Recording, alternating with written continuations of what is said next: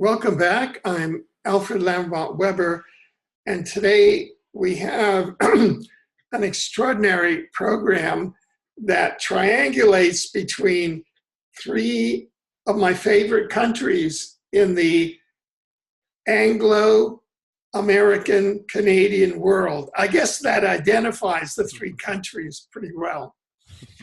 Coming to us from Jolly Mary, England, is author and researcher and prolific author, I must say, Miguel Mendonça, who is author of his most recent book, Being with the Beings, The How and the Why of ET Contact, which is an extraordinary book. Miguel is someone who brings experiencers and gives them a platform, I would say, from the inside out. And this has been such a way to empower not only the experiencers, but to empower the voices of the interdimensional reality. And I really, really support your going. I got my copy of Miguel's book on Amazon, and you can go there and get that. And we have a fellow Frenchman, Rob Gauthier, by way of France and Canada, and now Michigan. Rob Gauthier, who is known internationally as the ET Whisperer, and he will tell you his own story. However, he is an extraordinary, again, the word seems to be for today in this interview is prolific. And he is an extraordinary, this word has been overused, but once you get into what Rob does, and he'll be categorizing and talking about the various types of ET, various types of beings that he meets. He'll be talking about all the different types of densities that he encounters, a real tour de force, to use a French word, and then a tremendous amount of knowledge. So without further ado, I'm going to turn this over to a master author and our host for this session, Miguel Mendonça. Miguel, please. Well, thank you, Alfred. So this is an unusual format for an interview, to be nominated host, but I will seize the opportunity. As a researcher, as a writer, when doing interviews, the whole time I'm wanting to start throwing questions back at the hosts, at my co-interviewee, because there are always things that are starting to come up that may not have come up in the original interview that I did for the book. I would also say that whenever I am invited for an interview, or I invite myself, I always will invite somebody else from one of the books. The reason being that I'm always endeavoring in these books, in this trilogy, Meet the Hybrids, We Are the Disclosure, Being with the Beings, to get out of the way as much as possible and let the people tell their story. And that started with the first discussion I ever had with Barbara Lamb about hybrids. I'd written a novel where I was trying to organize the whole ufological universe and try to understand how it all knitted together. And looking at all the different pieces and thinking, asking the question really, what narrative would need to exist to accommodate all of these various elements. How does that hang together? What is that story truly? So I put some hybrids in there. Then when I had finished the book, I felt that I wanted to reach out to some hybrids to say, is this true to your experience? And I haven't read it back, but I'm sure it's so far off, it's amazing. But in that discussion with Barbara, the first thing she told me is that the hybrids were wanting to, in cooperation with other researchers, therapists, experiencers, scientists, to find a way to bring that information to a wider audience. I obviously cogitated through the night on this. I woke up the next morning, I wrote 8 pages of notes, which I turned into a strategy document, which is really coming from my campaigning background as an environmentalist. And central to the strategy was that the hybrids should be afforded the opportunity to simply tell their truth, to share their truth with the world in a safe, non-judgmental space. And that has continued into all the work that I do. So I'm always looking to foster opportunity so that the people having the experiences can share them with as wide an audience as they wish to.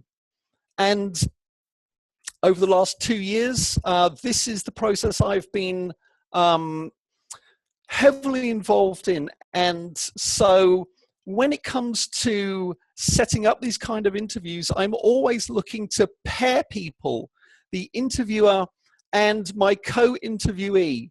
And Rob and Alfred share a particular interest, a particular involvement in one aspect of the subject. And that is really what I would call the mechanisms of reality. That's the way that I think about it. What really is this? What is it made of? How is it constructed? Who by? For what purpose?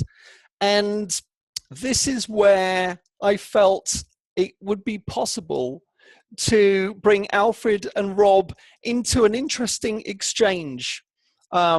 Rob, in his chapter in Being with the Beings, lays out a very detailed schema, a kind of system of reality, where he talks about dimensions and densities, the relationship between them, the levels of consciousness that exist within these different levels. Alfred wrote the book, The Omniverse, in which he is also exploring the kind of the nature, structure, purpose of reality, and bringing these two sources together, I think can offer us and themselves some interesting insight. I'm always interested in the commonalities, the differences. It's almost like a Venn diagram. You've got all these different pieces, different concepts, but you're looking for the area of maximum overlap. What is the core that is common to all of these ideas? So that's what I would like us to spend at least some time on today. So what I would like to do is I would like to invite Alfred, if you would kick us off with, if you would, a short summary of the Omniverse concept, so that we can set Rob up to compare and contrast his understanding. Sure. Well, thank you very much. Now, just by way of background, the genesis of the book, The Omniverse, was in academia. And that book grew out of a request that I received from Oxford University Press to write a book on extraterrestrial civilizations and the law. Here's a typical legal problem. How does a court in third density acquire jurisdiction over a civilization that is in fifth density? Okay, so when I responded to that request, and Oxford University Press is a division of Oxford University, and one of my uncles, who was an admiral in the US Navy, was a Rhodes Scholar. So I grew up, he used to tell me tales about Oxford, and so I grew up thinking that Oxford was a big deal. I mean, I just, that was one of the things. And I think of it as this temple of learning. And so I said, well, okay, I could do that. And what I realized in tackling this book, that there was no typology in the public domain to describe intelligent civilizations in reality, because the typologies that were out there were too narrow. I tend to be long-winded, so tell me if I'm, a friend of mine said, Alfred, every time you're asked something, you go for a treatise, and you just have to learn to chip it. So, and so what I arrived at, long story short, was what I call the dimension-based typology of intelligent civilizations. Why? Because that's how intelligent civilizations describe themselves to us. They say, I'm a Pleiadian from the fifth dimension. I'm an Arcturian from the sixth dimension. So that must mean something. So, we're researchers down in 3D, and so, the Omniverse was built from it's an evidence-based model. It's not something that I built from whole cloth.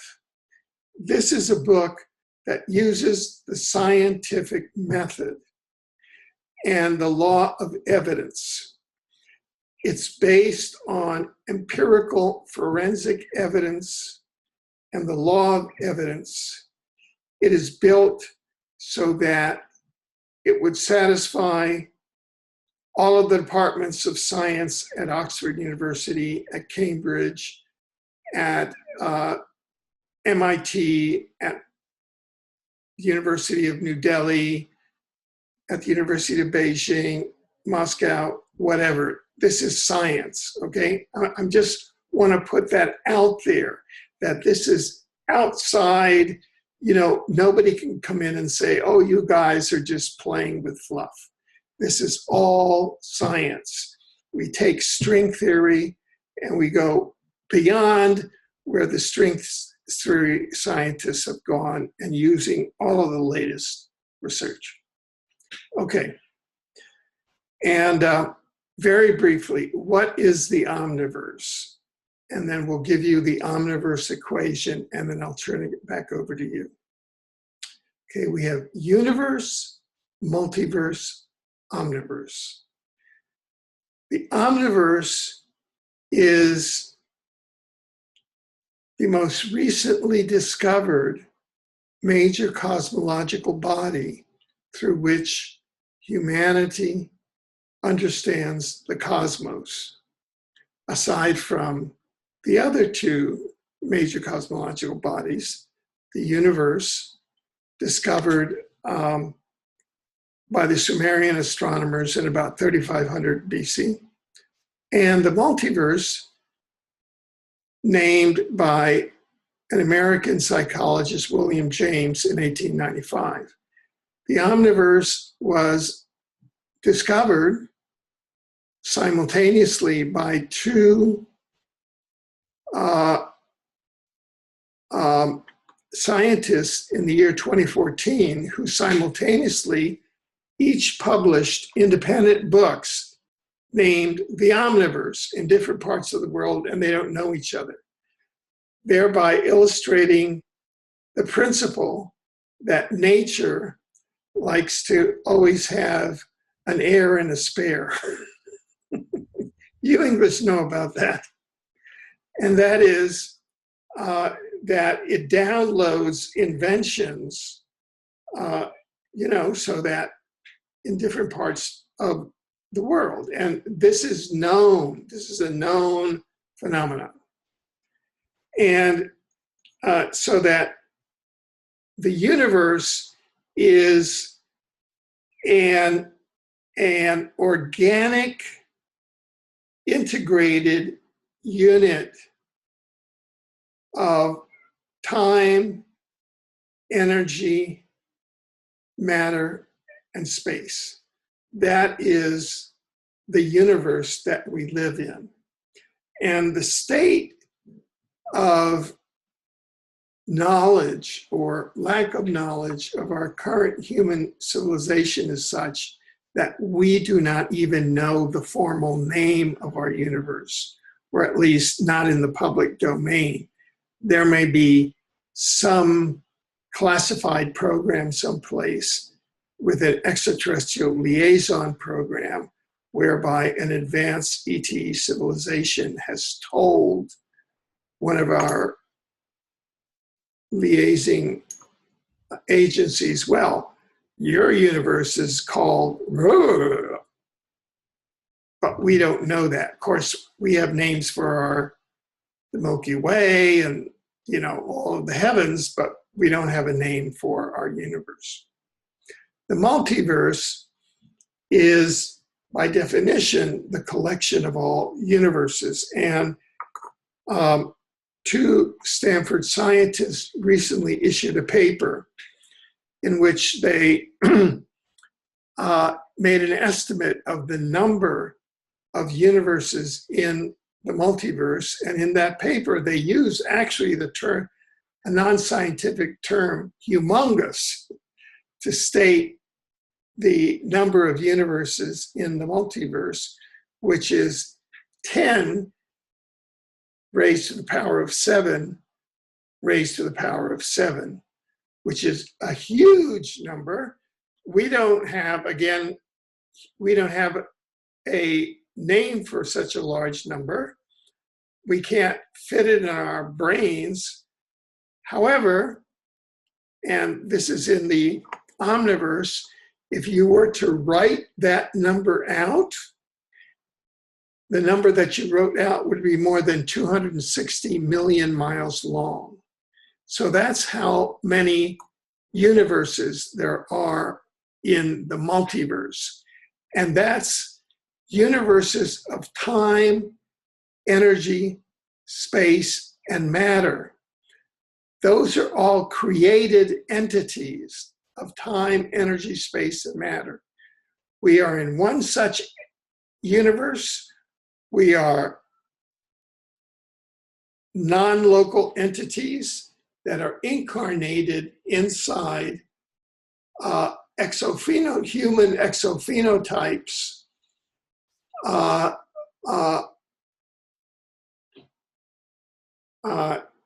known as Miguel, Rob, and Alfred, with all sorts of, in a virtual experience. We're in a virtual experience inside a holographic universe.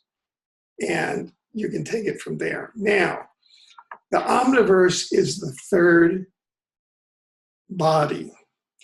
And this is, the great kind of understanding of our time is that it's the time of the integration of science and spirituality.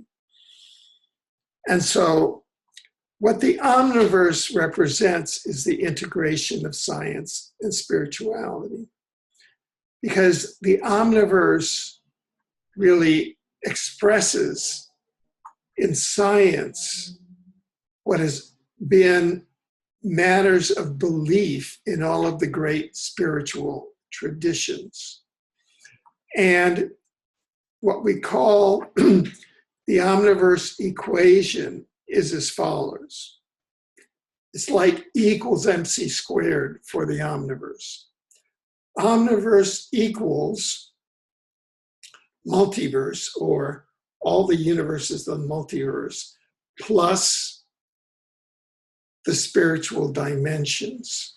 And if you unfold the spiritual dimensions, that equals the afterlife, which equals the intelligent civilization of souls plus spiritual beings plus source. And we now have forensic evidence to prove that through the scientific method, we can prove, more probably than not, the existence of the intelligent civilization of souls and their regularities, the existence of spiritual beings and their regularities, the existence of source, some people call it God, there's all sorts of names for it, the Buddhists, non-source, and the afterlife. And we have a complete picture of how this whole system exists in a scientific way with data, so that what happened to our planet when we had an intervention by outside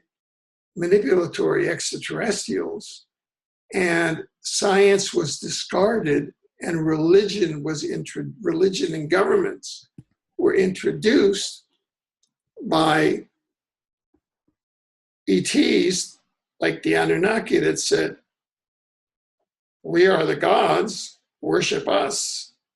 Or, they came out as a burning bush, or they came out as a voice in a cavern, or they came out as a bunch of tablets. And it became all a matter of faith, and religions were born. That era is over now, and science is coming back in.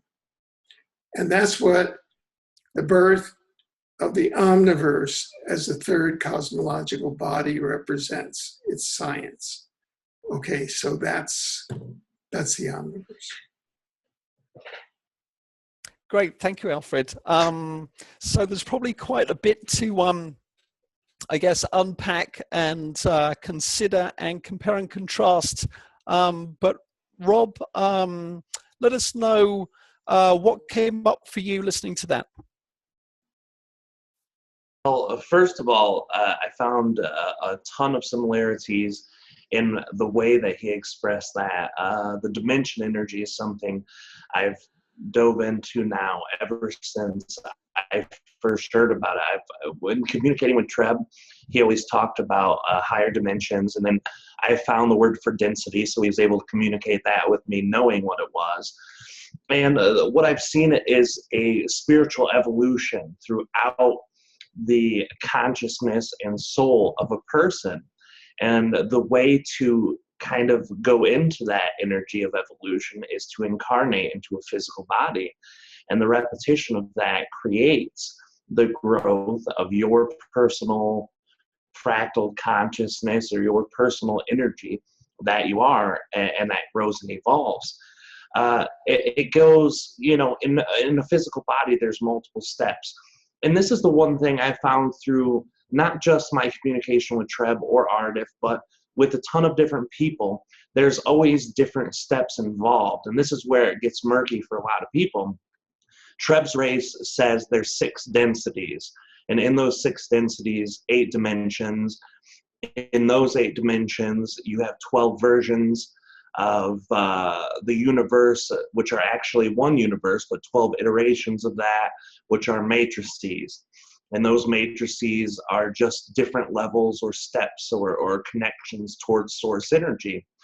So 6 of those iterations and steps, the densities, are in physical bodies. And then you have 7 all the way through 12 and or 13 until non-physical bodies. So they're like Alfred was saying, those are spiritual dimensions. Those are versions where you don't hold yourself in a physical body. So I find a ton of similarities to that. And when you get up high enough into the densities, there are actually entire universes as their own universe, their own self. And embedded in that one universe is a division of consciousness, which creates all the smaller things. Like you have an entire universe, and the smaller form below that is galaxy clusters, and then galaxies, and then solar systems, planets, humans, oversouls. You have all these different levels that are going downward from a larger piece, but they're all interconnected. Those versions, that manifestation of a universe is one consciousness. And just like Alfred said too, there are tons of different universal consciousnesses. Ardif always describes it as infinite, really. But that version of all of these different universes are different versions of what we experience. And some of them are so far away from how we would think a universe works. Like Ardif said, there's some universes that lack the same kind of physicality that we have. They have sound vibration, they have light, they have different things.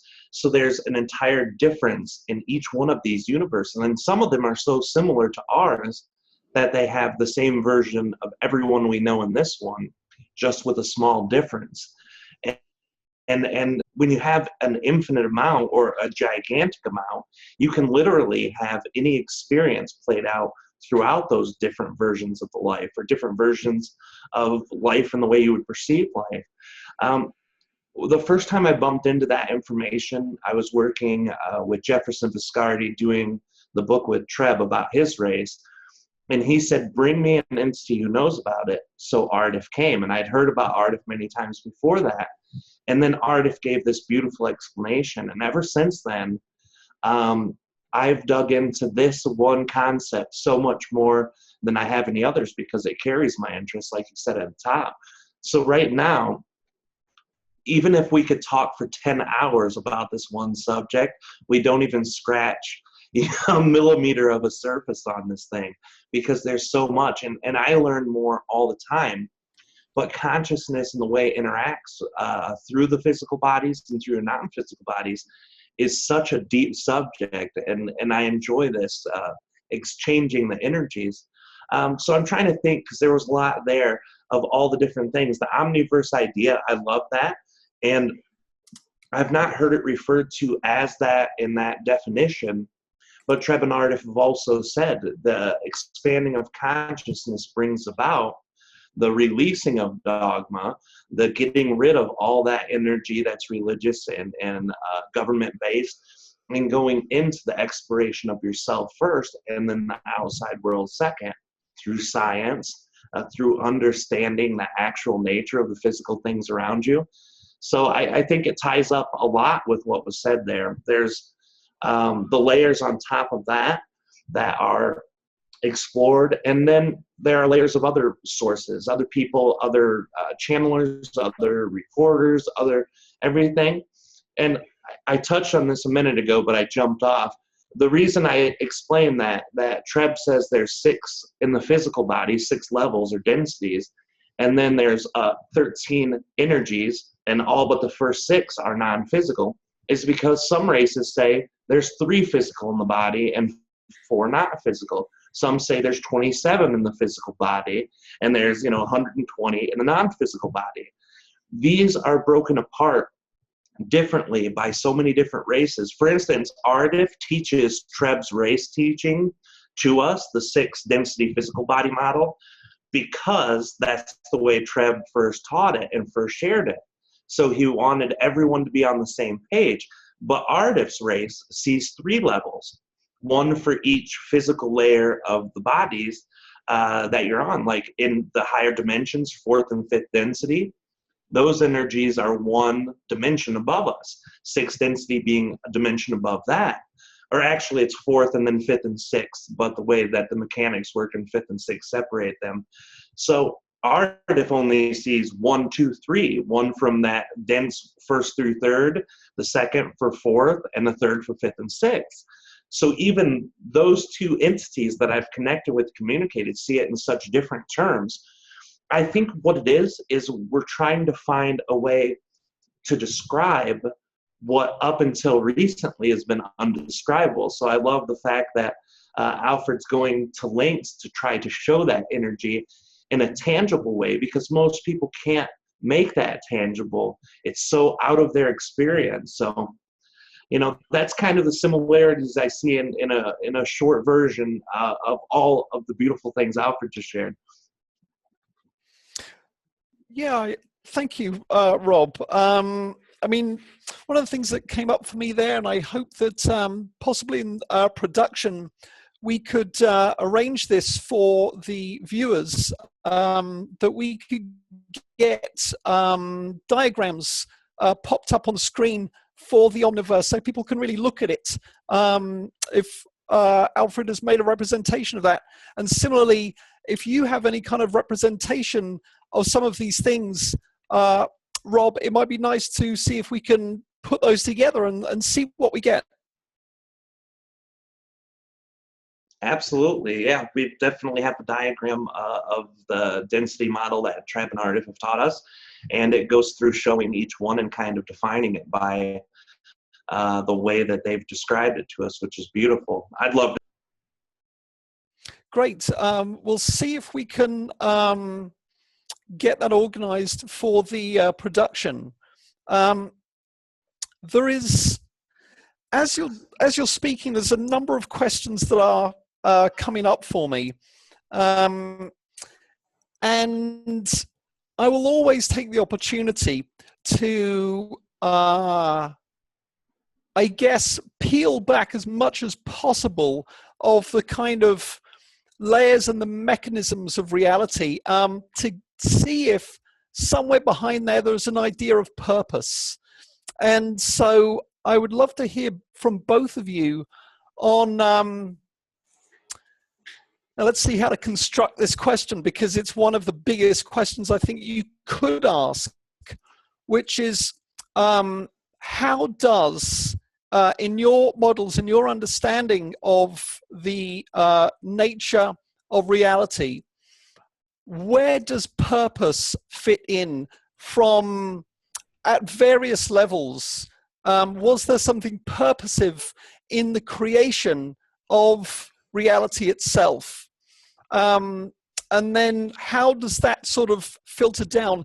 What kind of agents have what kinds of purposes? And this is of course something that we could talk about for probably the next 6 months. So I'm not going to expect anything that's perfectly structured, that is absolutely complete. But I'd just like to see what comes up for you when we talk about purpose in the construction of reality and its ongoing operation. So perhaps we could hear from you on that, Alfred. Sure. Excellent question. And by the way, for a more complete version, people can go to the Omniverse itself. It's available in ebook version and as well as softcover, and you can get it at exopolitics.com at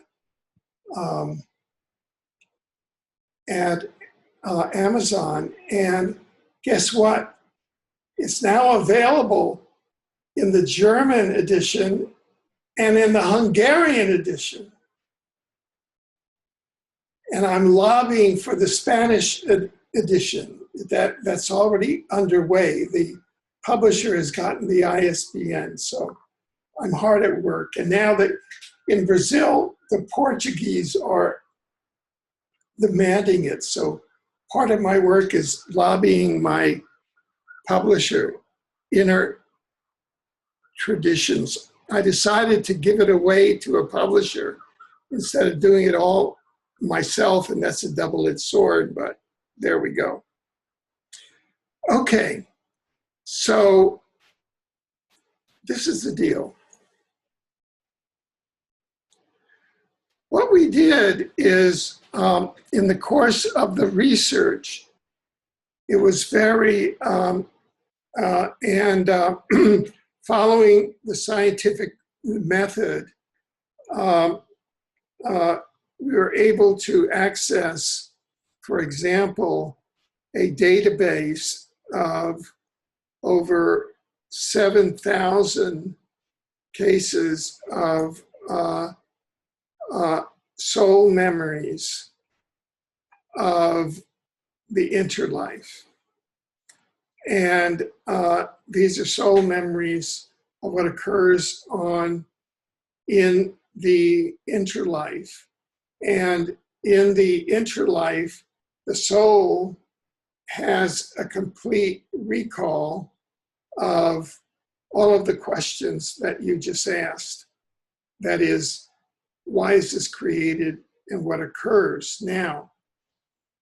The design criterion of the universes, okay?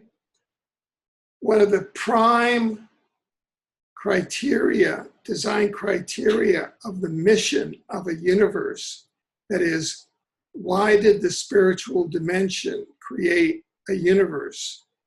And what I'm doing now, this isn't me as a consultant saying, oh, this is why the universe was created. This is the answers coming from the interlife. The souls in the interlife are saying, this is why the universes are created. This is science, okay? This is like anthropology of the afterlife. Is simply put, a universe is a machine for the development of souls. And Rob, in his chapter and in conversation, says as much, I think, without oversimplifying it. The universes are filled with souls that are incarnating, and that's one mechanism for the development of souls. So that universes, you have souls that are created, and in the Omniverse, you will discover how souls are created. It's a production process. And souls are holographic fragments of source. And if you think of source as a sea of light, souls are eggs of light in the holographic principle. And one of the main features of a hologram is that the whole is in each fragment. The whole is in each fragment of the whole. So the entirety of source is in each of our souls. That's scientific. And that's also a mystical principle. So that's the unification of science and spirituality.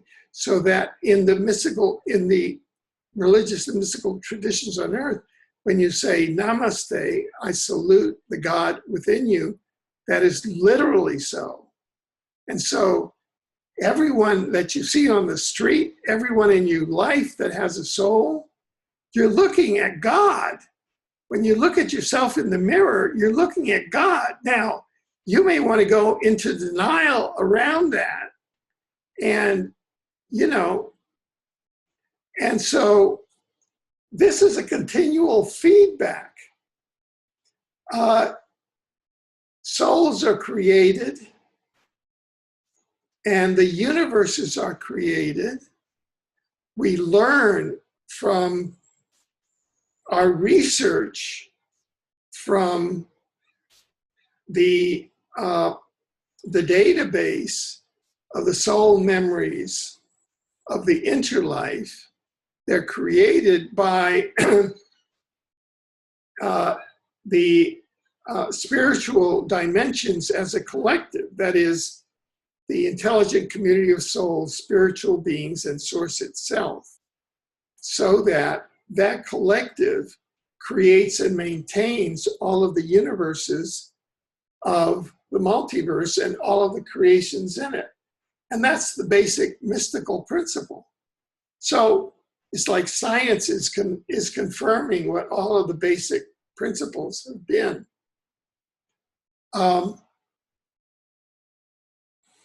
Now, a second mission or purpose in the soul development role is that incarnating in universes is not the only thing that souls do. You're also deployed in the universes to upgrade and maintain the universes. You'll go in there to create and expand galaxies, create and expand solar systems, planets, tweak time, create and maintain exophenotypes, living creatures, life, planetary development, the dimensional ecology. You're part of the dimensional ecology, and you can serve as guides around individual humans or individual souls, be they a human, avian, whatever exophenotype they're incarnating in for that life. And by the way, a soul can maintain various lives at once, because the soul is non-locally anchored in the afterlife and is maintaining one of their lives as a human, another of their life as an avian, another of their life on a cat planet or whatever, and then another life as a tree. This is a very complex reality.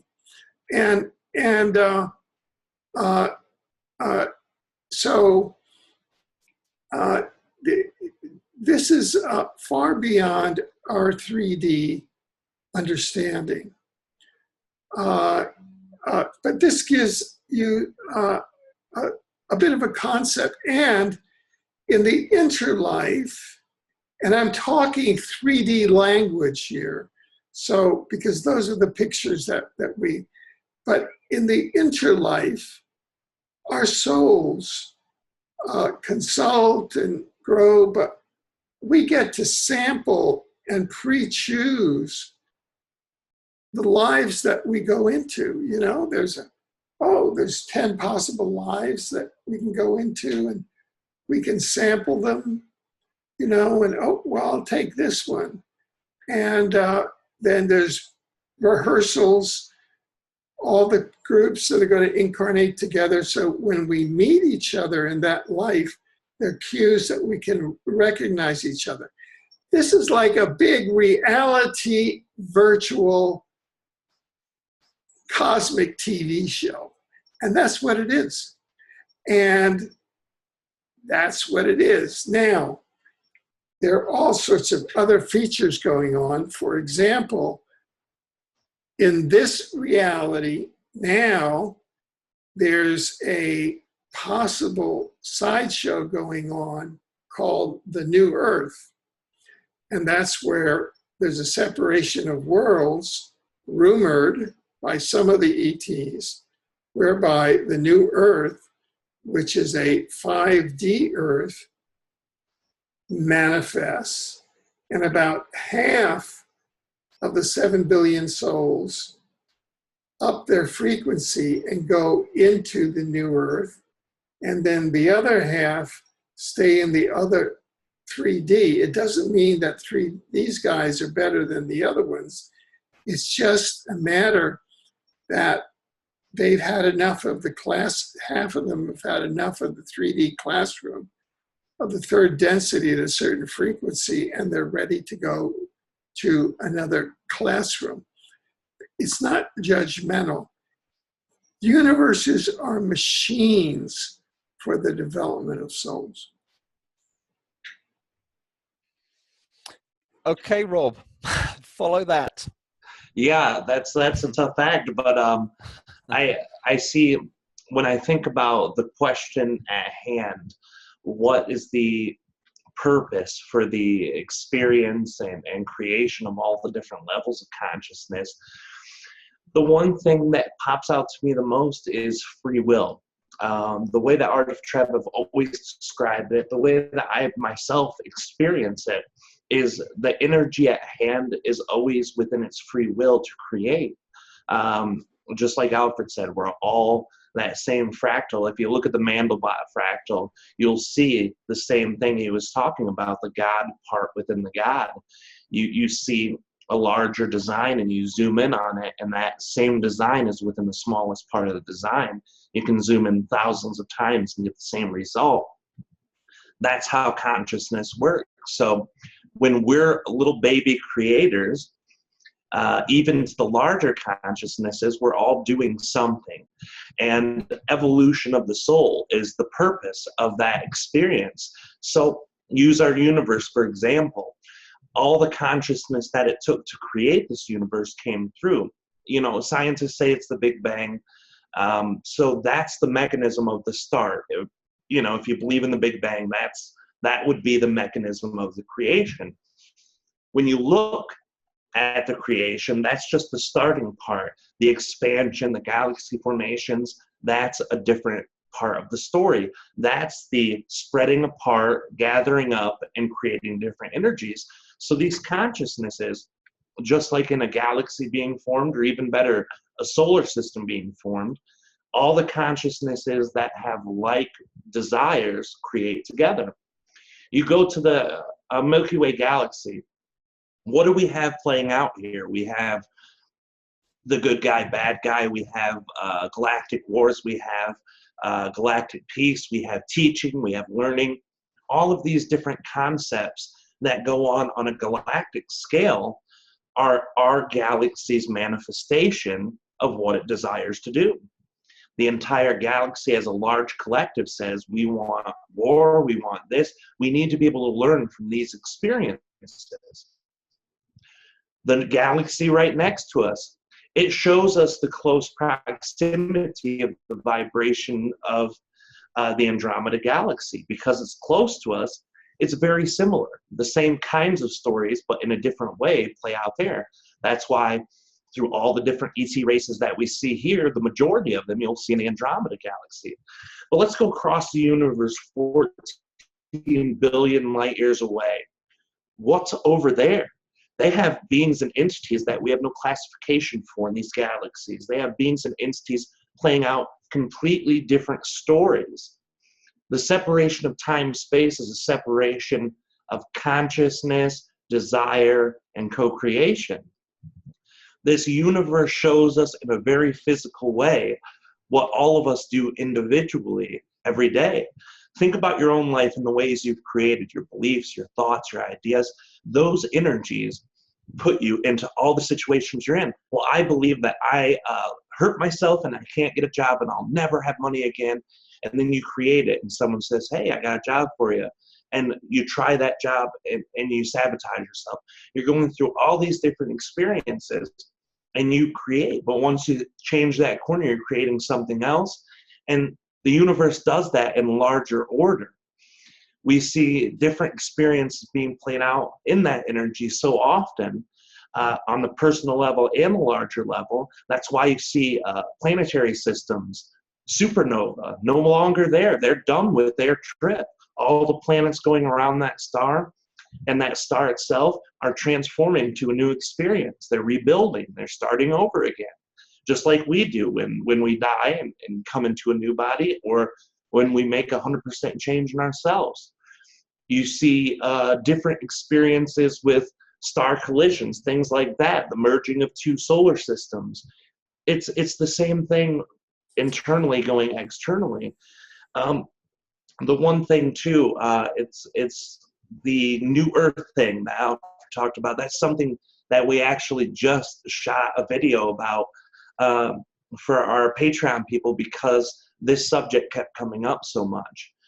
I'm not going to share all of it because it's pretty extensive, but Aradif, Treb, they've always shared, because of that free will aspect of yourself, creating an experience in a collective consciousness or with a few friends can be the same way.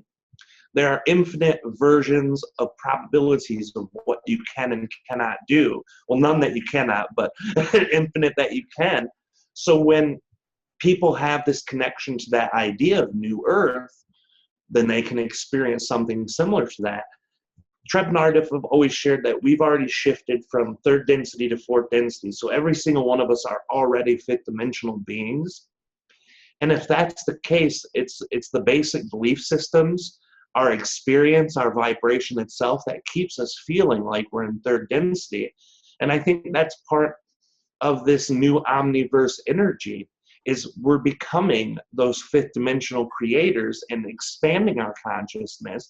And that's what allows us to pull in this beautiful scientific information and this beautiful energy about how the mechanics work, because our consciousness grew into it. Even though we're all fifth dimensional now, I think very few people who are really in excitement about the new earth and people who are vibrationally connected to the energy of transforming themselves into that fifth dimension, I think a lot of those people will create an experience like that. And I think that the people who create that experience can have both things at once. You know, we think about it, well, you either can or can't do that, but the universe also doesn't work that way. There's not just one version of Rob and Alfred and Miguel. There are infinite versions of us, iterations of us in different versions of reality. Some are literally the same exact, except for using another hand or making a left instead of a right. And others are so far out we wouldn't recognize ourselves. The version that you participate in is where your energy is focused, where your mind, your heart, your beliefs, your consciousness is focused in on in that moment. And that's how we can make changes in our life, big and small. The mechanism that Treb and Ardif call it a twin soul, and they call it that for lack of better terms. They say that during the incarnation period for this solar system consciousness, and specifically for Earth, came in with approximately 144,000 oversouls. And in the birthing process of the Earth collective consciousness, through that mitosis state, there's a division. And it's just like the fractal. It makes the same version of itself, but the mechanics are different. The oversoul houses the experiencer. So right now, I'm in the oversoul experiencing from my fractal perspective, but the twin soul is looking at all the different vibrational probabilities, looking at what could be possible, and aligns that experience to exchange with the oversoul in the next moment. So right now, I'm sitting in a car at a stoplight, and I have to turn left or I have to turn right. The twin soul has all possibilities and probabilities available, but I choose to turn left, so the twin soul will hand the left turn creation for this moment to the oversoul, and that's how we create. We create on a scale of infinite probabilities, infinite energies that we can step into, and each moment when we do step into it, that's when we get to experience it. So that's kind of the energy Treb and Ardif have shared with me, and in the understanding I have on what Alfred said. Great, thank you. That is quite complete, and it's going to be a lot to chew on. I think, like any of the books, this really is going to repay a second viewing. I want to add something to this. When I put together, in collaboration with 27 odd people, We Are the Disclosure Parts 1 and 2, the thing that was the most interesting to me from everything that came up was this cosmological question. I mean, there's a lot of different things came out of it on disclosure, on the personal journey, on us being the disclosure, the most legitimate, I believe, form of disclosure. But the cosmological question has just always been essential fascination. And there's 2 chapters that speak to this very particularly. There's Alfred's and there's Michael Cremo's, the author of Forbidden Archaeology and many other books. And I want to read a passage on the Vedic cosmology, the way that he has shared this. I think that's going to be an interesting sort of third aspect, a third viewpoint to add to this. So he says, the concept of time expressed in the ancient Sanskrit writings is cyclic. So there are periodic creations and devastations. So there's not just one appearance of the universe. It contracts and expands and is created and destroyed in an eternal cycle. According to these writings, the most recent creation cycle began 2 billion years ago. The creation cycle is called the Kalpa, or the Day of Brahma. A Kalpa lasts 4,320,000,000 years. It's followed by a Night of Brahma, which lasts the same period. During the days of Brahma, life, including human life, is manifest in the universe. And during the nights, everything is dormant, sort of in a sleeping state. The current Kalpa began around 2 billion years ago. So I would expect to find evidence of a human presence on Earth going back as much as 2 billion years. We should also keep in mind that according to the Sanskrit writings, there are human-like species on other planets in the universe. And beyond the universe, there is a higher dimensional realm where beings exist in a state of pure consciousness. The ruling principle of that level of pure consciousness is unselfish love. If a conscious self becomes egotistical, it needs another place to act out its selfish desires to control, dominate, and exploit others. That place is one of the material universes. According to the Vedic cosmology, there are millions of universes, and we just happen to be in one of them because we're not qualified to exist in that ultimate level of pure consciousness. When conscious selves coming to the world of matter in a material universe, they need bodies, vehicles made of matter in which to function here. So these may be human bodies, plant or animal bodies, according to the level of consciousness of the conscious self. One of the human bodies is the terrestrial human body. On higher levels of the material universe, there are more powerful beings. People in different cultures have different names for them. They may be called angels, devas, jinn, or astral beings. They have more power than we terrestrial humans do. So you might say, I have an expanded conception of what it means to be an extraterrestrial. The Vedic universe is a consciousness-based universe. So we notice that consciousness is individual and personal.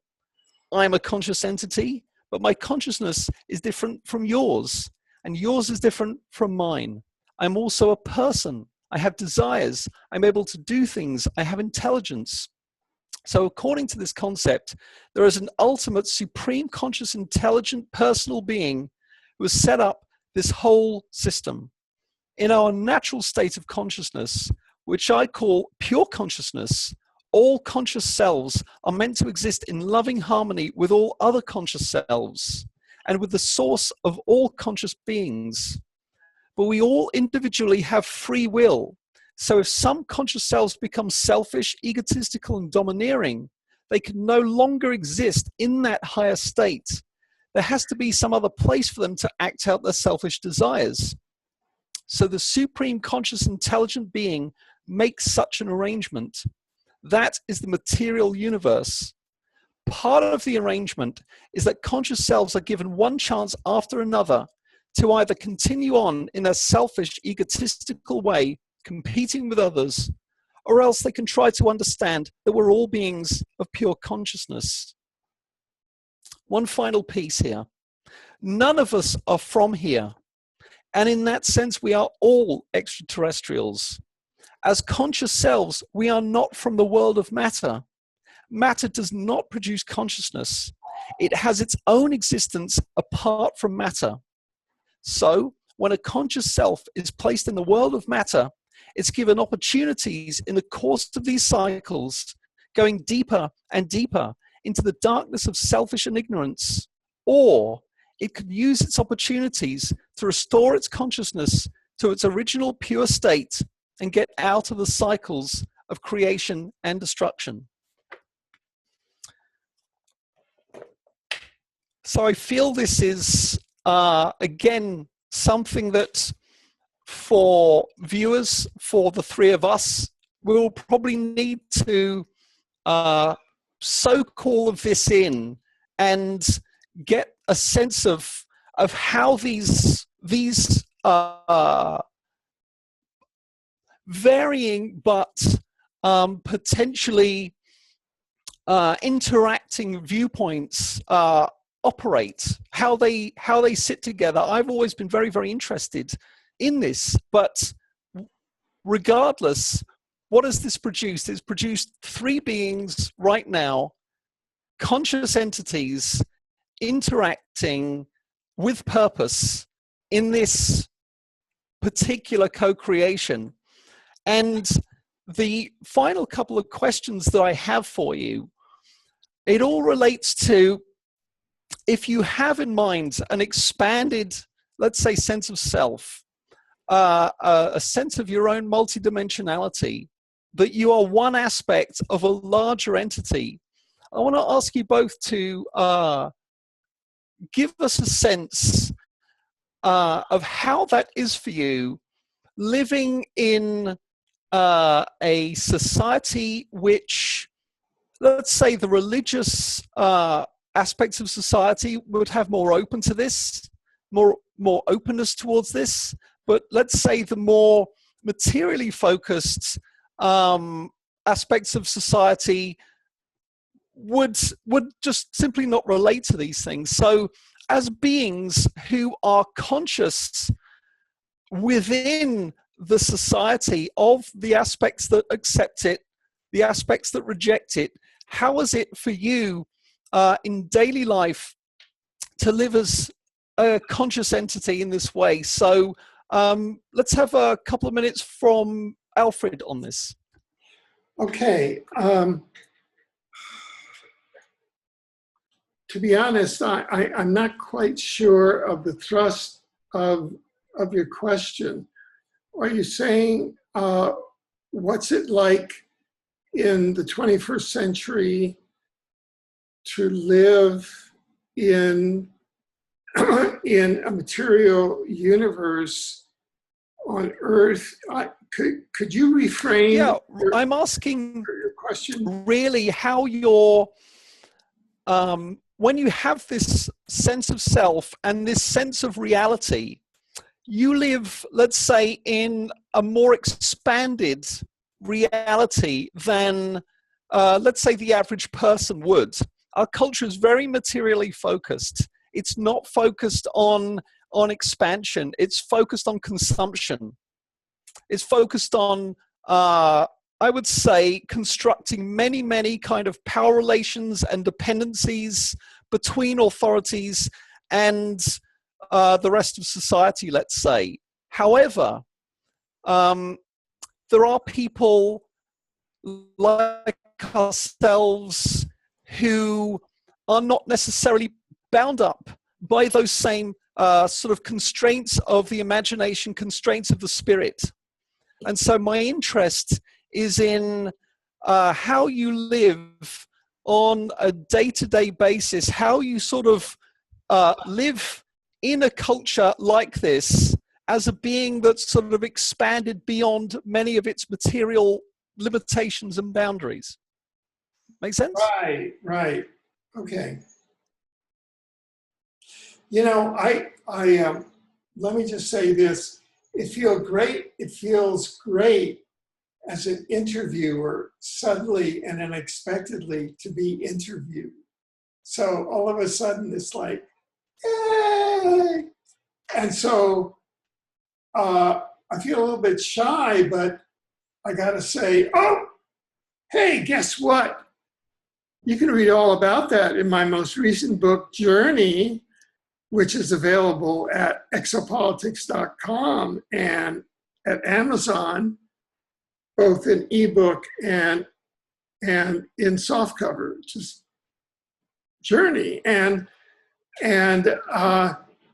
you know, we have a rich life, and essentially I treat Earth as a mystery school, and I live life very strategically.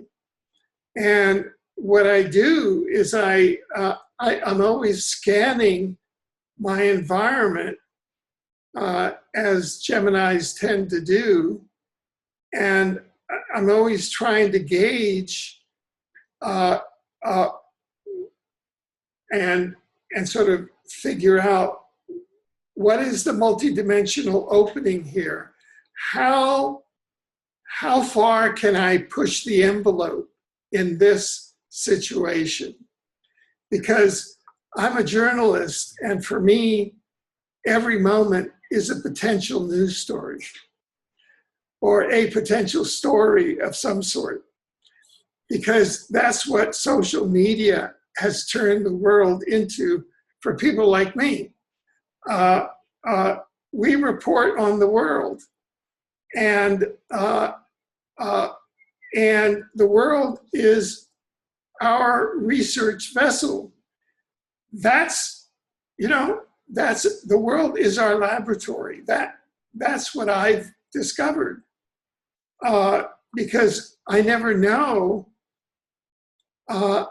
when some multidimensional moment is going to appear, some synchronicity, some teaching is going to appear that and say, Alfred, watch this and write it down. And then I've got to write it down, and I've got to go, oh my God, a new discovery just happened. I mean, we are at work 24/7. And, I lead a balanced family life, and, that's what I do.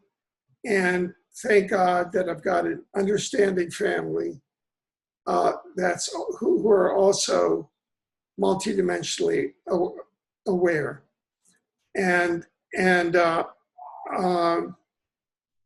So I would say that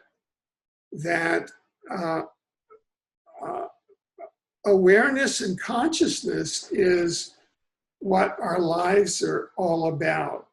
So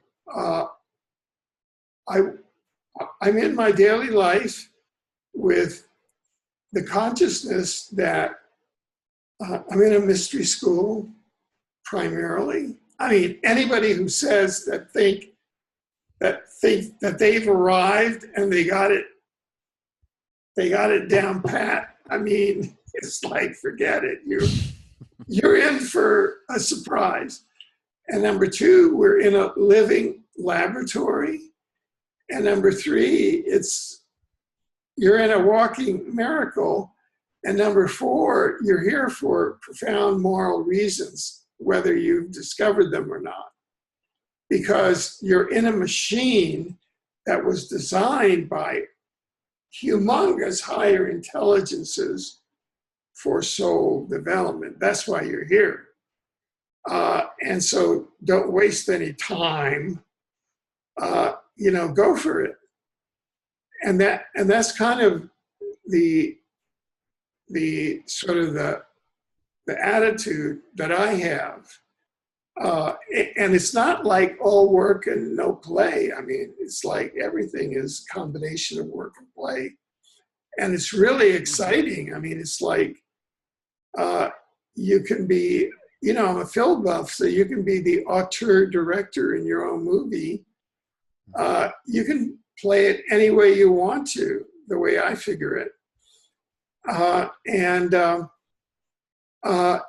And so Journey, which is like I was almost directed to write this book, to get it all down, just sort of, it's like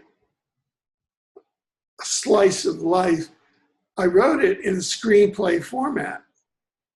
And it's like, okay, you want to see what it's like? Here. That's great. Yeah. Very interesting. I have to check it out. That wasn't a setup at all. I actually didn't know that book was now available. So, perfect opportunity. There's some cosmic choreography for you. So Rob, tell us, how is it for you? For me, it's always a benefit, never a lack of benefit. It's never catching me in a bad spot or space. It gives me an opportunity to experience life in a different way. You have the people whose mindset are, you know, hey, there might be a God, there might not be. It doesn't matter because I got a new car to buy, and that's fine. That's an experience. That's a valid and perfectly fine experience. But for me, I always have that extra layer to look in life. Now, the problem with a lot of people in our community, the spiritual community, the people who are in the expanded, a lot of people come in and they're very ungrounded from the earth experience. A lot of starseeds, a lot of entities who come in very tied to their incarnations as extraterrestrials, higher dimensional beings. So they come into earth and it is a wild, crazy, sometimes even nightmarish for them, because they're not used to the dense energy of the people who just want to live what's in front of them and nothing beyond. For me, I have a benefit of being extremely grounded and working with that higher energy. So for me, I can see the benefit of sitting on the couch watching TV and going into a 2-hour meditation and channeling. Both of those things have both fun and validity for me. What I try to do, and one thing I think I've learned through more than any other thing in the channeling process and learning how to get in touch with my spiritual side of myself, we're here on earth for a reason. Don't dismiss your experiences on earth. Don't say, well, I should be in the higher dimensions. If I meditate all day, maybe I'll be more spiritual. Enjoy what's in front of you. You know, if there's an experience to be had that involves the materialistic and or the dense version of earth and it appeals to you, it should. You're here for that reason, for being in a society where people aren't 100% awake across the board in a spiritual sense. They're awakened to the physical part of it, but they're not awakened to that part of it yet. That's great, and that's there for a reason. I find myself sometimes having a rough balance with that. Sometimes I do want to do one more than the other, and it's all coming down for me for that personal balance of myself. But the experiences I get are more fulfilling now because I don't just see the layer in front of me. I don't say, hey, I just got done doing something that I've never done before. I succeeded. I say I succeeded because my will and my drive were so far there. And then, you know, with my guides, I see how they interact with me too. And I never give credit to my guides because I'm always doing the things for myself. But when I get little pieces of information that I'm able to download from my higher self or from a guide, it gives me a whole new perspective. So it's, for me, I fit in very well to both spots and both energies. So for me, I really don't see what's wrong with one or the other. And a lot of people do. The spiritual community can look down on those who only see the physical things and materialistic things, and vice versa, materialistic looking at the spiritual, saying these guys are nuts. I like both worlds, and I ride right on the edge of both as often as I can. So that's great. That's a lovely message, I think. That's if I'm to offer something personal here, that's my sense from all of the narratives I've collected from more than 36 people in the 3 books, and then the dozens of other people I've interacted with over the last couple of years. That is the narrative that I'm getting. Again, it's that Venn diagram. It's that core narrative. To me, is that this is almost like Alfred called it a machine for soul development. I think of it as an experience engine, that the dynamics that exist here are just constantly producing experience. There is, as a conscious entity, there is no way to avoid experience. It's all there. It's all absolutely available. And it's very interesting to me what you said, Alfred, about you're always kind of keeping an eye open for those multidimensional moments. This is one of the other questions that was really sort of wrapped up in the previous question, is about how we operate as multidimensional beings in this dimension, how we bring this, how we manage the experience, how we balance the experience, which is something you were talking about in a very clear and beautiful way, Rob. I think there's that Moody Blues album, A Question of Balance, which a friend of mine always quotes. It feels like all of this somehow is about balancing energies, balancing, you could say, rights and responsibilities.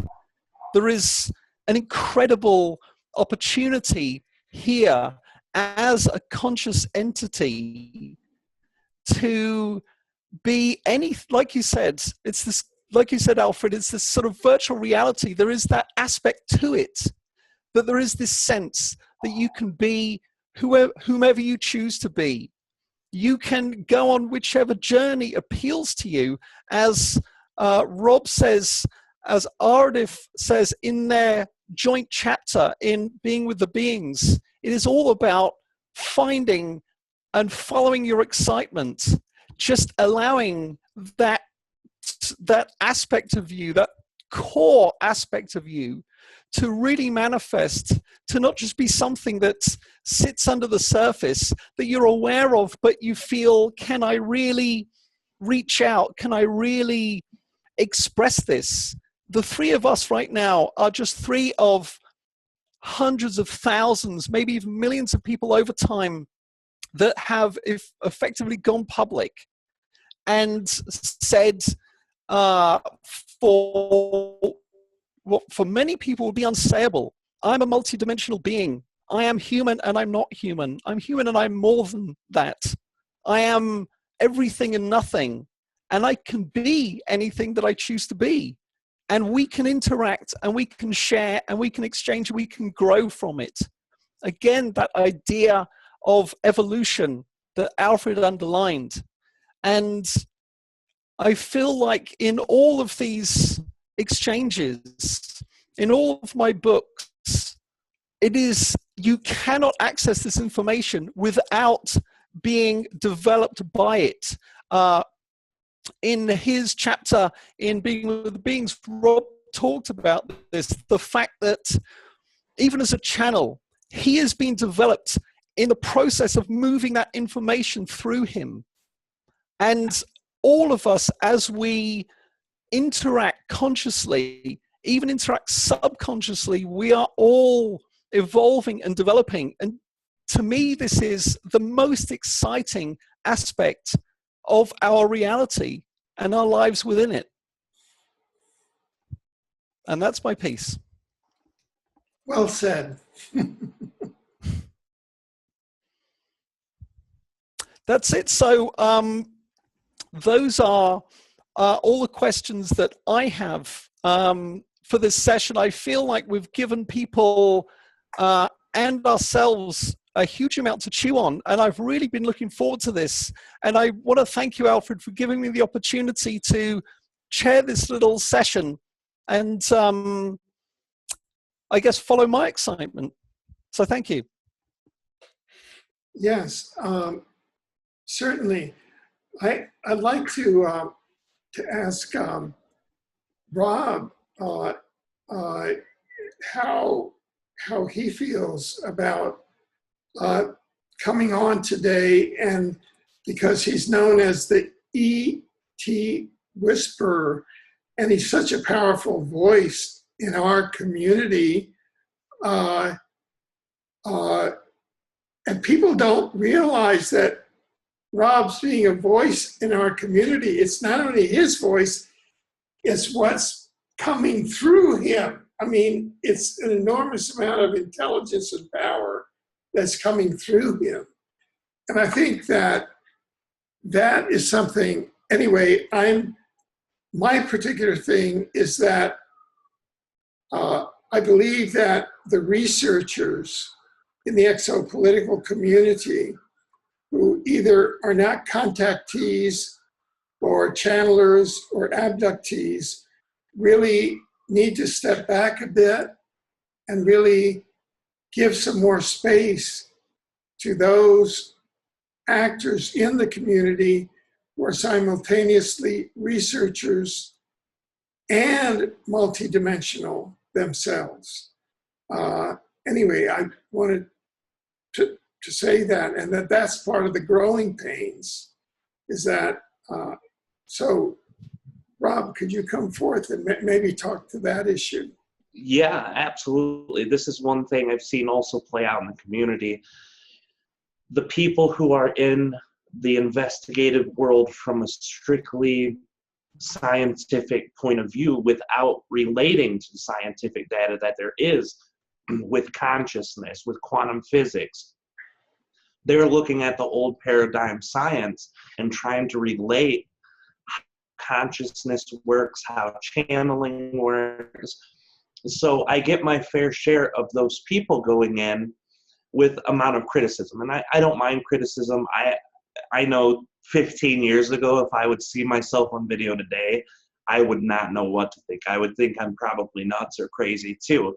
But that being said, I've tried to always guide people into this channeled information in a way that they can take something back with them. So I tell people, if you're investigating what we're doing here at the channeling, we're talking to artists, take away the fact of me being a channeler, take away the fact that Ardif says he's an extraterrestrial, extra-dimensional. Listen to the words he's saying as if someone else wrote them on a piece of paper and put them out in front of you.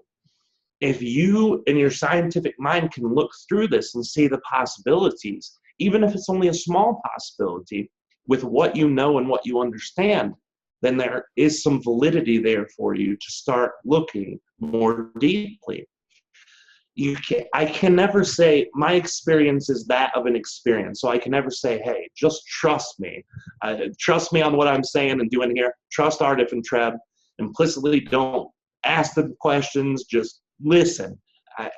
If we all did that, we would still be in the religious phases of our growth and expansion. You need to ask the questions. You need to use discernment. But science is not a discernment itself. Emotions aren't a discernment itself. And intuition's not a discernment itself. It's when you put the three together and listen to them with equality or know when to listen to one more than the other, that's when you can really find how to discern. That's when you really can find how to judge the information that comes through. And the one common link, someone in an interview brought this up before, multiple channelers are saying similar things without ever knowing each other, without ever hearing each other. So there is a thread, if nothing more for those science investigators that are going through, at least there's a thread of commonality that you can dive into. Even if you don't like the rest of it, follow the threads of commonicity. I think that's what Miguel did beautifully at the beginning of this, laying out the versions of the cosmology and the way we both learned and perceived, and put that common link between the two. And when you do that with the third passage from the book, and when you do that with 100,000 other people throughout the history of humanity that have spoken about the cosmology of consciousness, higher dimensionality, and physical existence, and laid them on top, the similarities will blow most people away. Even embedded in the dogmatic parts of religion, they can all agree that the soul is eternal, that the physical body is one step in many journeys of a larger soul. So if that's the only commonality in every religion ever studied on the history of Earth, with the exception of very few, then there's got to be something there. So taking what you know and what you can know, and try to be easy when you go in there a little bit and see that there's something there. Otherwise, there wouldn't be hundreds of thousands, if not millions of people talking about it, I think is a very good idea for people who are trying to get into that investigative field. Very, very well said. I know that you are known as the E.T. Whisperer, and you have a tremendous presence on internet media, could you tell our audience how they can get involved with your media show, where it's located, etc.? Absolutely. etwhisper.com is the website. Almost everything you want to know about us is there. We also have a YouTube site with over 240 free videos there. You can go literally hundreds of hours of things you can dig through. Some people like to know one subject, but we have lots of videos with multiple subjects, personal sessions with people that they've done. This will give you an idea of the types of questions that are asked in the channeling normally. But you can go there, and we also have a Patreon page for people who've already followed our work and got excited about it. They can go there, and when you do, you'll see a couple dozen of different extraterrestrials that I've channeled. But at this point, it's over 300 ETs that I've connected to in a channeled state, with my main guides being Treb and Ardif. And if you go to the websites, you can read all about Treb, all about Ardif, who they are, what they connect to, and what my role is in the co-creation, and also many interviews, many energies, even books out there that explain, this book specifically, Being in the Beings, that explains my specific experience, how it got started, and how it projected itself out into that reality where I co-created with Miguel and co-created with these entities in the channeling state. So it's a very interesting book, very amazing chapter too. One of the greats that artists channeled so far in a sharing space that was as small as it was. It's compact, but it's extremely deep in the encodement of information. I've heard people now say they've read the chapter 2 or 3 times. Each time they're getting something new. And that's how universal knowledge works. It's not all parked in one spot. It's layers within layers. So I suggest checking out any of those will be benefit. Great. So we'll put links to all of this in the article accompanying this interview. It will be in the description section. And we've also had just some informal conversations about the possibility at a future date of your coming on Exopolitics TV and doing a channeling here on the air. Is that something that could be happen sometime?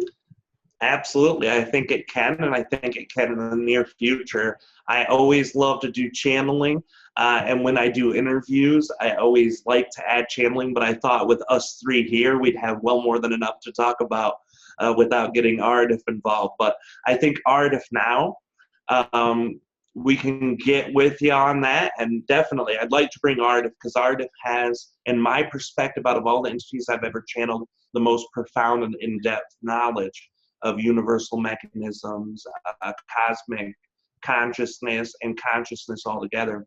I would love to come on and have you go through that with Ardif and get some good answers from him, because he's got a lot of really in-depth information to share. Wonderful, wonderful. Now, I'd like to bring Miguel and really acknowledge him, because Miguel has, through his books, provided a platform more than anyone I know in our field, and for the very type of experiencer, more than experiencer, the interdimensional, the hybrid, the interdimensional communicator like yourself, Rob, the contactee, people who are really working to bring in that new frequency, that new information. Miguel has really, I can't think of anyone who has worked with more focus and more insight at this time than Miguel Mendonça with his 3 books. And I really want to acknowledge him and to really give his work the visibility that it needs. And because I believe that his books should begin to come up to a new level of examination, and that the people who inhabit his books, and not only the people, but the interdimensional beings that are brought to human attention, and that knowledge should be examined in all of these, not only in our communities, conferences, which are now,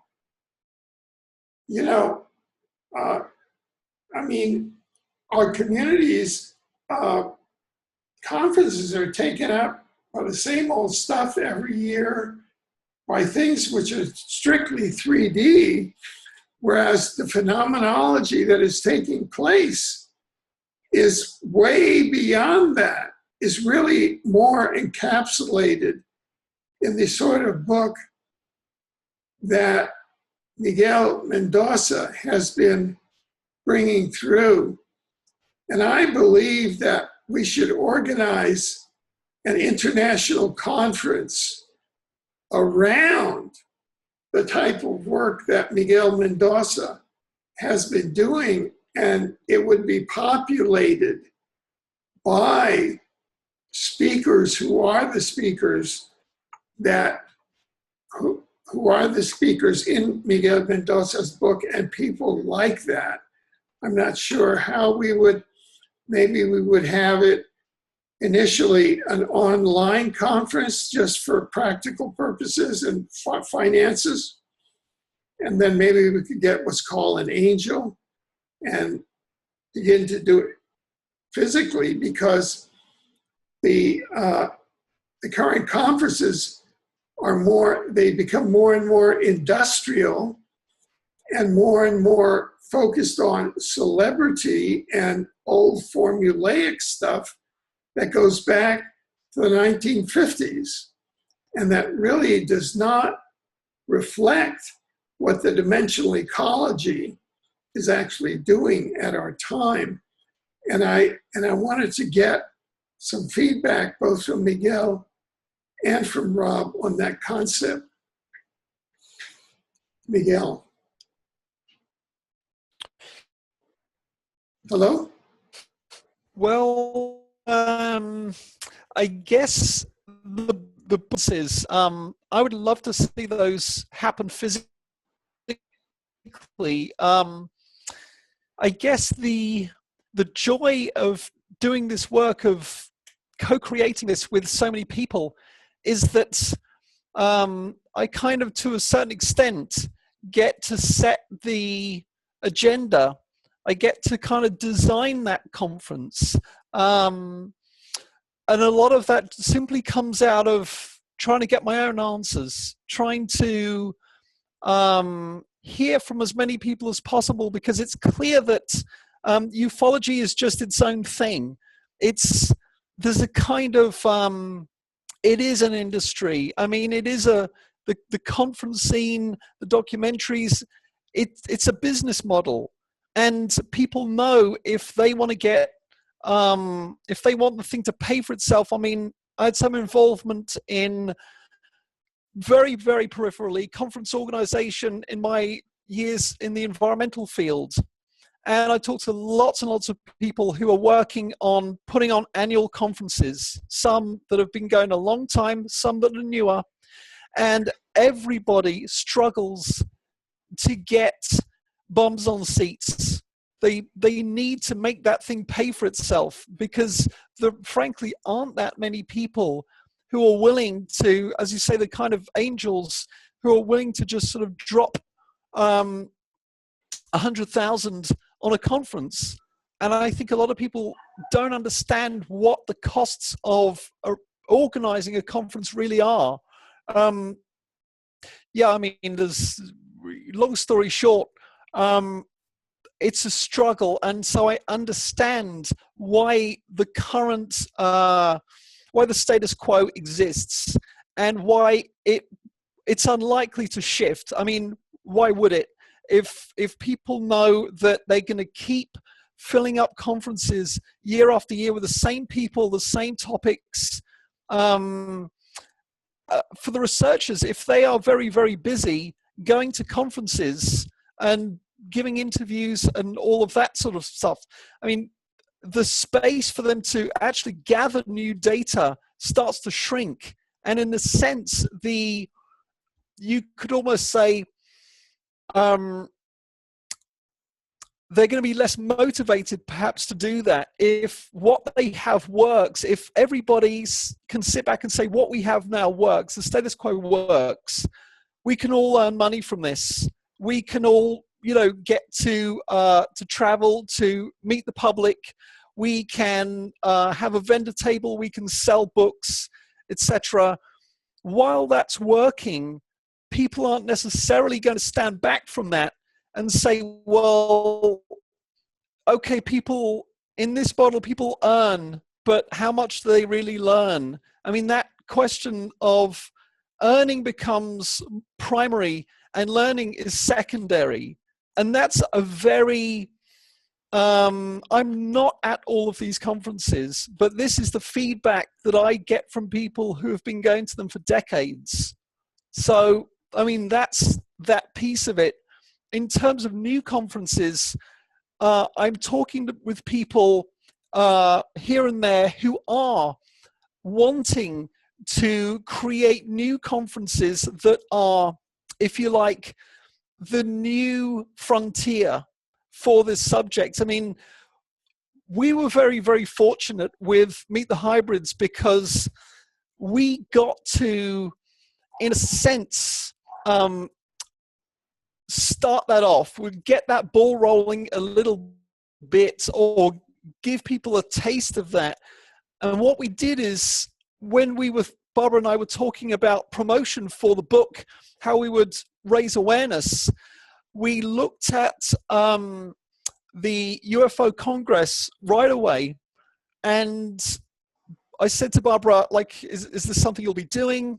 Which conferences are you likely to do? And, there's a few other good ones, let's say good ones, larger ones, smaller ones. And I instantly had this image. As soon as the UFO Congress was mentioned, I could see Barbara and I could see the other hybrids from the book on the stage. And I was getting Meet the Hybrids and thinking, well, obviously we need to get the hybrids on stage with her, as many of them as possible, so that people can literally meet the hybrids, so people can hear from them directly, not just as an experiencer, but as somebody who is part ET. And this is obviously a world away from yet another discussion about did Roswell happen or not, right? So we managed to get 6 of the 8 hybrids to join Barbara on stage at the UFO Congress of 2016 and to, have like sort of 15, 20 minutes each to give a presentation, to talk about the beings they're connected to talk about what it is like. What is that journey to come to the understanding you are part ET? And I mean, Robert Fullington always gives the most memorable version of this. I mean, he's in all my books and his stuff is just always gold because, like Rob Gauthier, he's so grounded with it. It's like there is just an ordinary Joe who has come to an absolutely extraordinary understanding and existence.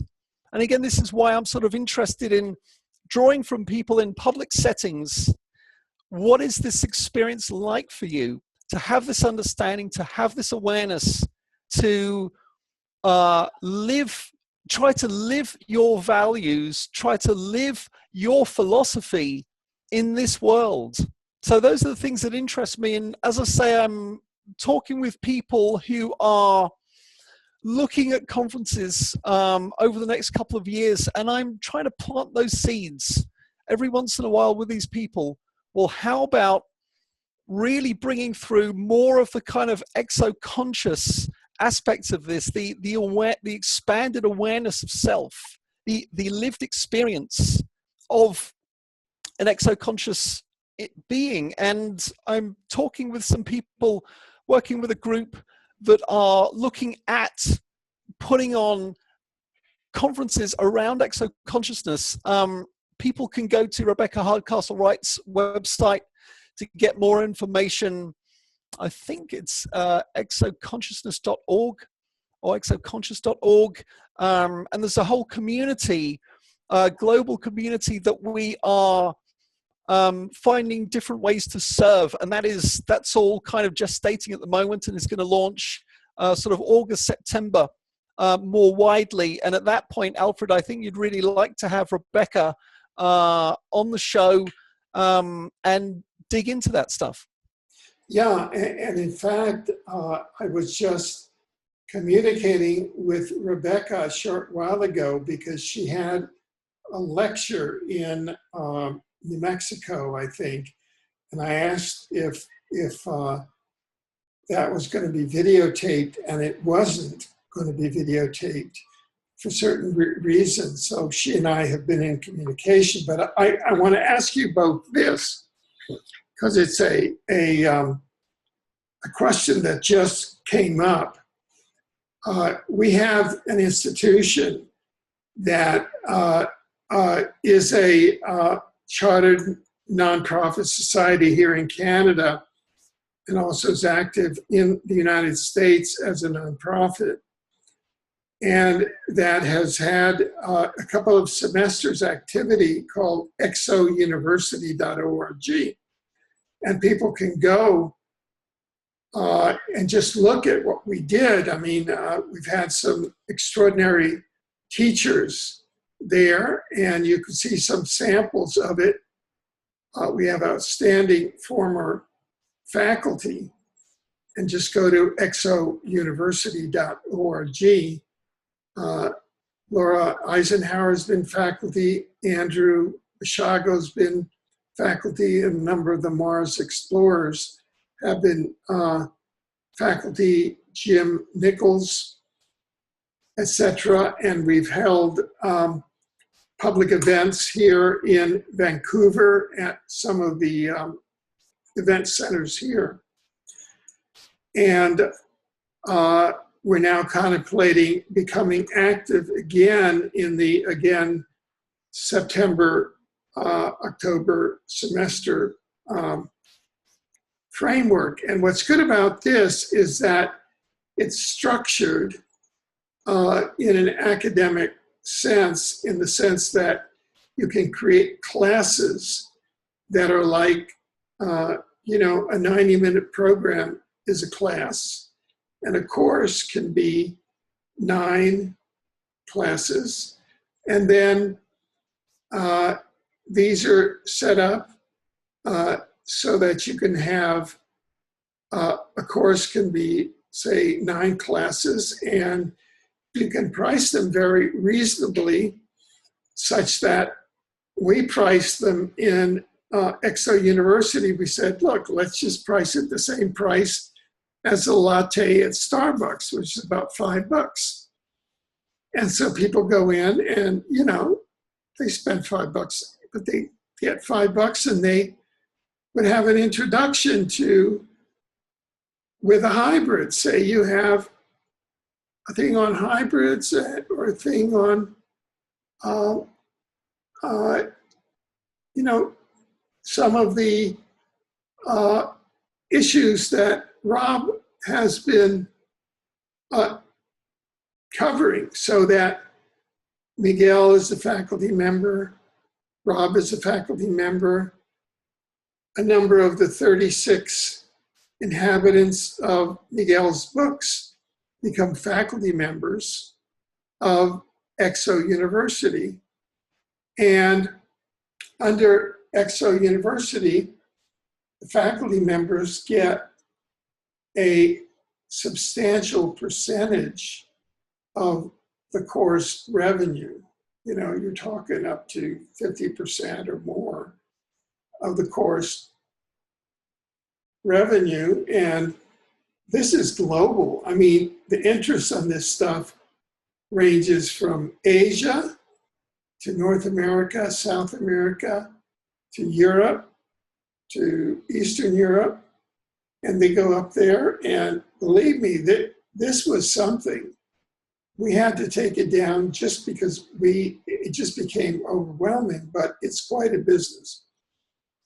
And so then you get a stream going, and this is actually a career path for the teachers because it's a real cash, we're talking cash flow.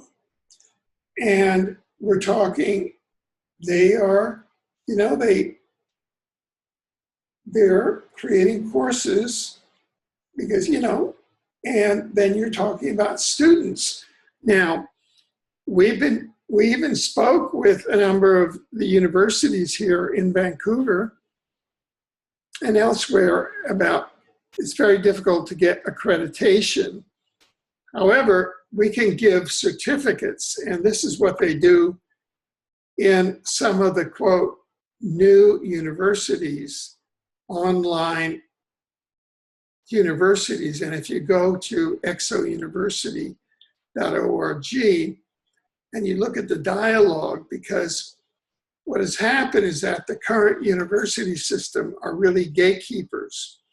And the only way that you can get this knowledge is that either you work for a military industrial corporation will bring you into science if you agree to design weapons or something, but you're not going to learn anything about multidimensionality at any current university or anything about the afterlife or the Omniverse or any about this or at any current university because it's verboten.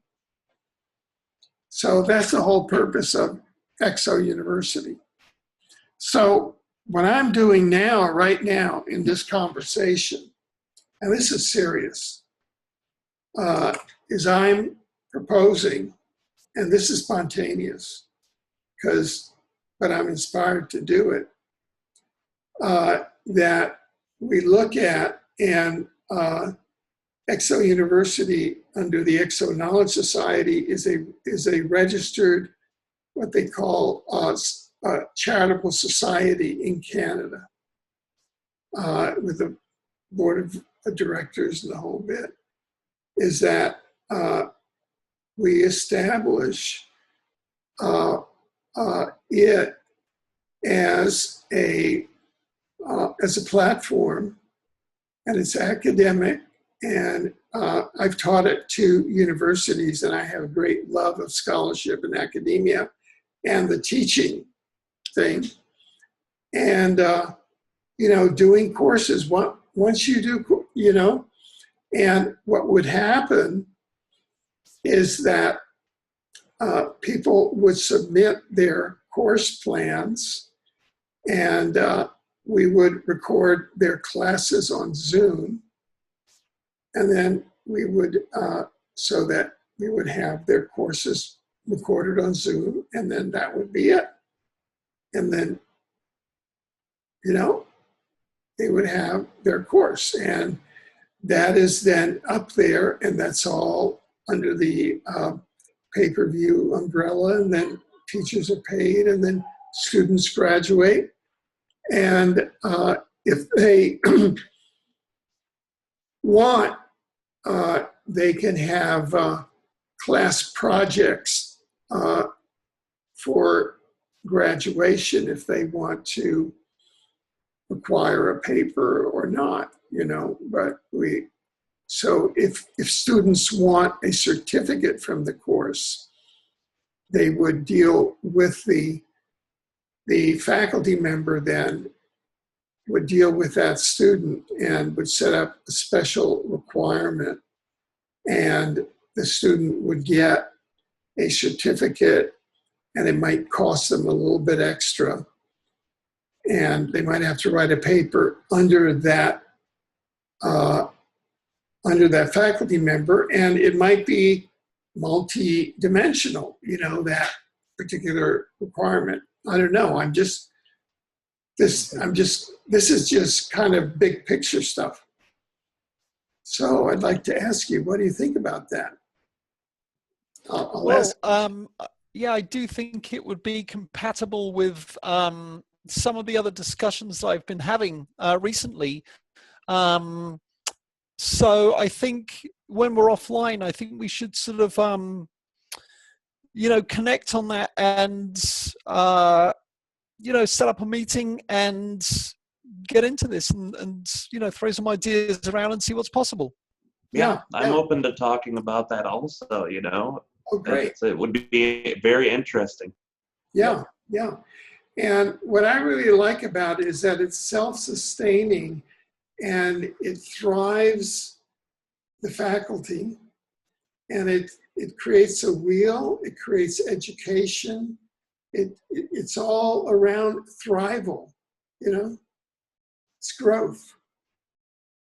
Okay, great. Well, thank you for responding in a positive way. Now, Miguel, please share with us how people can, your books and where people can get them and how people can get in touch with you. Sure. wearethedisclosure.com is the main website. All the books are on Amazon, Barnes & Noble. If they go to wearethedisclosure.com, there's for each book, I think there's an ordering sub-page which has got links to international sellers where people don't have access to Amazon necessarily. So all the information is there. People can contact me through the website. There's also a YouTube channel, We Are the Disclosure, and a SoundCloud channel, We Are the Disclosure. And you'll hear on that, Rob, I take pieces of the interviews, pieces of the work that I've done with people and set it to music. So there's actually Ardif, channeled by Rob, talking about guides, and it's a fascinating kind of unfolding discussion. People can all find that at the We Are the Disclosure SoundCloud channel. Great. Well, I really want to thank you. This program itself, I feel, has been like multidimensional and has been embracing and activating and really is kind of a growth portal. And that's what I really love about it, is that it's kind of been a portal for growth from here on work that the three of us, it's like, we used to talk about it like a magic triangle, like you form a magic triangle like a portal and you go through it and it opens a space beyond that. And I feel like, from here on in, things are going to get really, they say, where the rubber meets the road. And I feel like, hey, it's time for us to go out there and create some projects that are really going to start making a difference out in the world. And I'm ready to do that. And to really land some of the stuff that all three of us have been working hard on over the last several years and bring that out to a wider public. So I'm so grateful to the work that both of you have been doing to make the work that all of us have been doing, and all of our unseen friends, we've been working with them and to help them land their world on our world so we can elevate it together.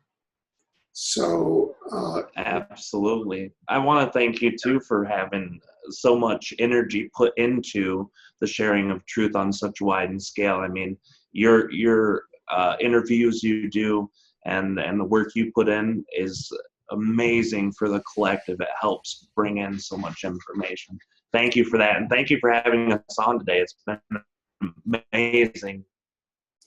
Oh, great. Well, I expect that out of this, you have this is the acorn out of which a mighty tree of life will grow. That's my visualization from this program. I really was waiting for something that would take Exo University and kind of take it on its next step. And, you know, I hope I'm not being presumptuous, but I think that there's a lot of potential here, possibly. Okay, well, thank you very much then.